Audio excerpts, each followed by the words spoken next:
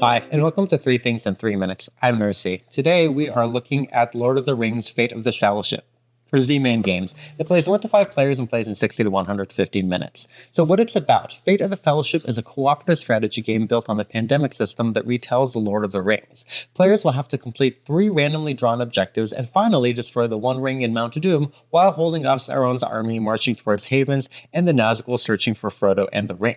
Players each have 2 characters and each take 4 actions with one character and just 1 with the other. So actions include moving and bringing along other players and armies, using those armies to battle, activating abilities, mustering troops, collecting resources, and completing objectives. Then they draw 2 cards, some of which can escalate the threat. And then Sauron acts, so cards from the Shadow deck will either cause Shadow troops to march against the Havens, or will add new Shadow troops and trigger Sauron's search, depending on the card back on top of the Shadow deck. Now both of these can lead to players losing hope, and if they lose all hope before destroying the One Ring, the players lose. So what I like, while the game has relatively straightforward gameplay and rules, it does a great job of capturing the narrative and feel of Middle-earth. The random objectives and gameplay are open enough that you build your own narrative, but you are still balancing the onslaught of troops and distracting Sauron while you try to sneak Frodo and Sam into Mordor. And even with this core gameplay, the setup feels different each time because you will be pursuing very different objectives drawn randomly each game, and the characters included will lead to new challenges every time with their significantly different abilities. And the game has much more nuance and strategic mechanics over Pandemic, from the narratively different objectives to the management of armies and combat, but with the well laid out paths and relatively simple dice-based combat and searches, it doesn't ever feel too complex.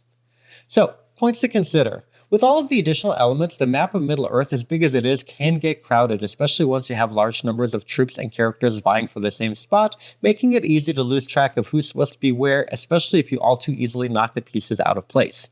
And some of the character and objective combinations work better than others, especially since some abilities of one really can help set up the other. Now this can also affect the difficulty of the game in unexpected ways beyond the simple changes you normally make during setup. And the game is also very reliant on dice for 2 of its central conflict mechanics, fighting troops and Sauron searching for the ring. Now this means that some of the game's most important mechanics, including the very important final roll to destroy the ring, come down to random die rolls. Now, while there are some ways to mitigate the results and re-roll the dice, it definitely relies on luck more than Pandemic does. So in summary, Fate of the Fellowship creates a rich narrative in its gameplay, even if the random setup can lead to unexpected difficulty swings.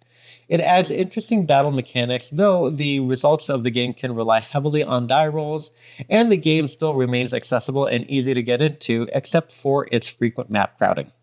Thank you so much for watching. Please make sure you like and share this video and subscribe to the channel. Thanks.